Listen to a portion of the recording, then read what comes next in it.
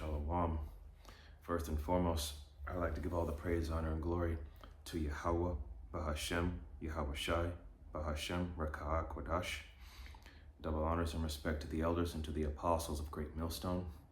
Peace and blessing to all Akim that are preaching and teaching this word with 100% truth and sincerity, and unto the men, women, and children that are listening and learning, and unto the Bayatha Dawada, the elect house of David that is scattered abroad, I give you my utmost and sincere citations. All right, this afternoon's lesson is entitled, He Who Swallows a Whole Coconut Has Complete Trust in His Anus. I know that sounds a little funny and ridiculous, but it's a so-called African proverb, because I like to look up quotes, because there's always a deeper meaning to these quotes that you can go back to the scriptures with. So, again, the title of the lesson is He Who Swallows a Whole Coconut Has Absolute Trust in His Anus. So,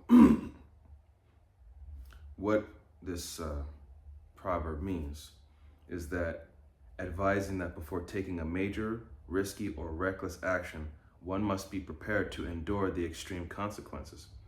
It emphasizes self-trust, accountability, and forethought regarding the pain or discomfort that follows.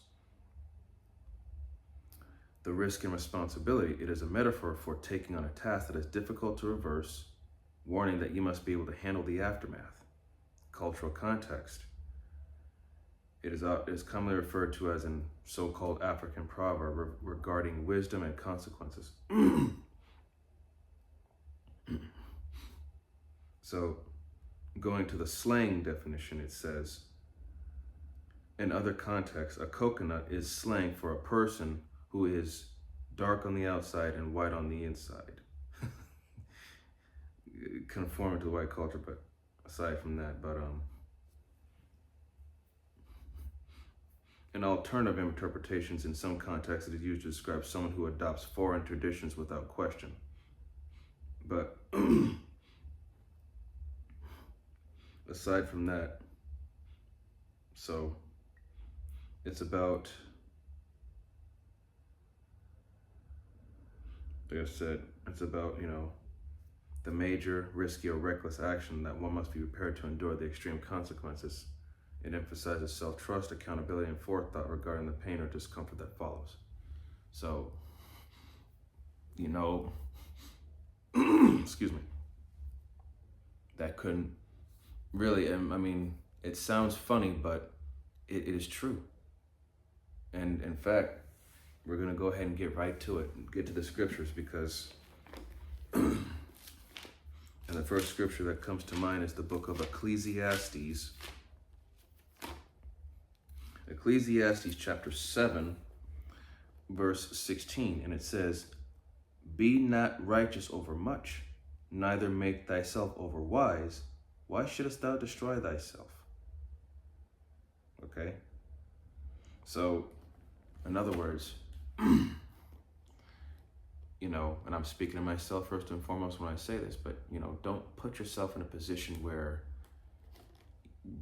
don't unnecessarily put yourself in a position where you have to do more than what is necessary. Okay? Don't make life harder on yourself.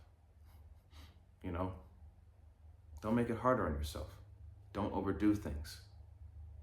Okay? Do it little by little. That's why there's a thing called moderation. A little bit of this and a little bit of that at a time. That's why it says in chapter 3 of the book of Ecclesiastes, it says, starting at verse 1, to everything there is a season, and a time to every purpose under the heaven.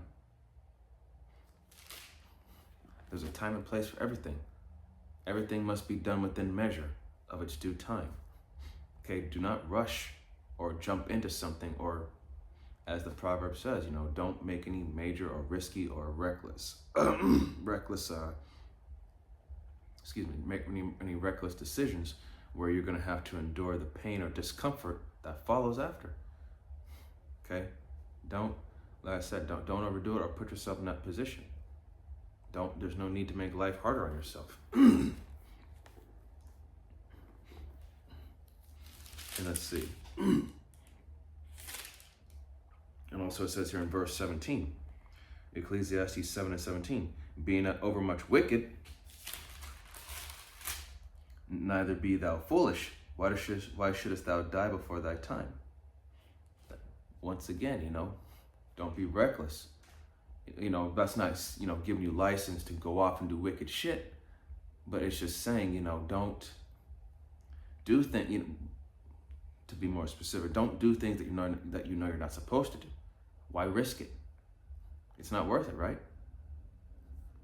So don't unnecessarily put yourself in a position of difficulty or make any stupid decisions that could make your life harder in the long run. Excuse me. Okay. Now we're going to go to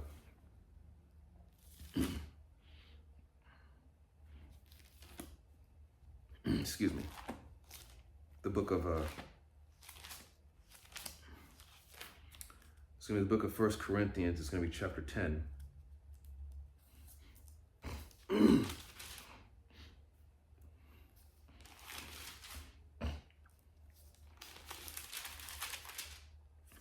First Corinthians chapter 10, verse 12. It says, wherefore, let him that thinketh he standeth take heed lest he fall. Okay? If you think you're standing tall, you stand strong, man. Beware lest you fall. Don't let yourself, come up short. Fall short, meaning, don't, just make sure that you don't, be sure that, to check yourself to make sure you don't make a mistake to where,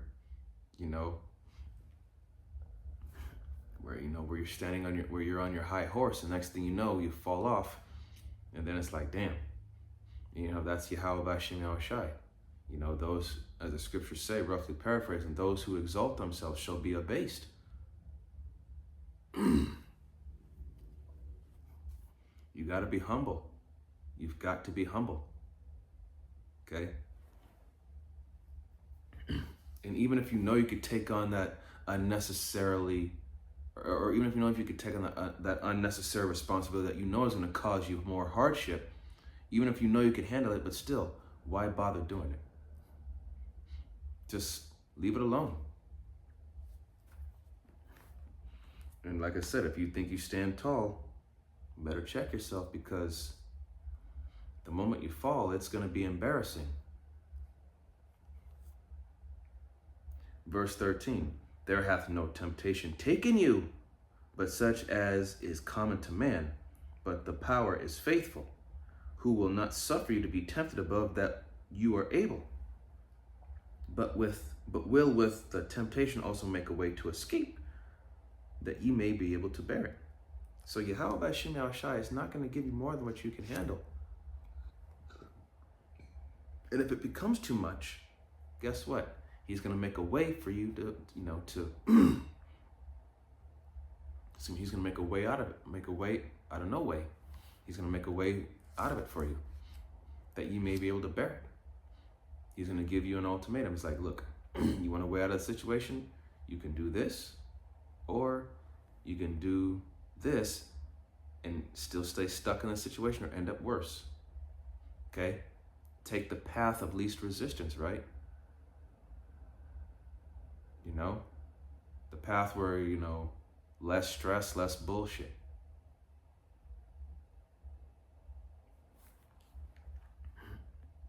So, that's why, you got to stay humble in all situations. And like I said, think long term. If I do this, this is what's going to happen. But if I do this, okay, it's a slow but sure process, but guess what? I'm getting somewhere. And I'm going to close out with Ecclesiasticus chapter 37.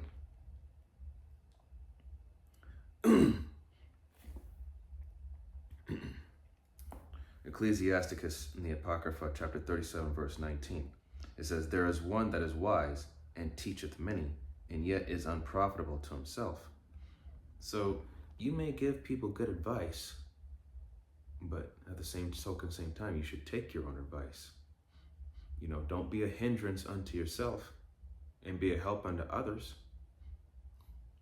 You got to make sure that your shit is together first before you can, spread that wisdom to others, because, practice what you preach, as they say. You may give others good advice, but if they turn around and see that you're fucking up and not taking your own advice, that's kind of like, that's going to make you look bad in their eyes. It's embarrassing.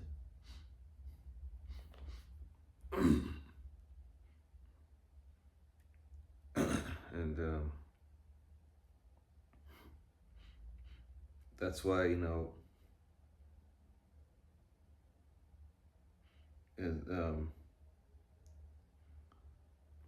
so let's see.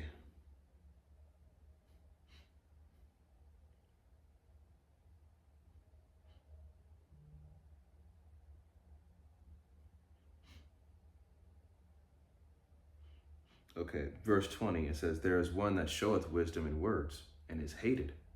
He shall be destitute of all food. 21, for grace is not given him from the Lord, because he is deprived of all wisdom. 22, another is wise to himself, and the fruits of understanding are commendable in his mouth. A wise man instructeth his people, and the fruits of his understanding fail not. Okay, so a wise man, how about, being hated and destitute? We're going back to verse 20 where it says, there is one that showeth wisdom in words and is hated. He shall be destitute of all food. For grace is not given him from the Lord, because he is deprived of all wisdom. So,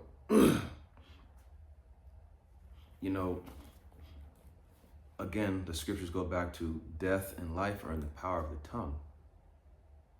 So this applies to all aspects on the board, man, because what you say, what comes out of your mouth, your words, it can defile you.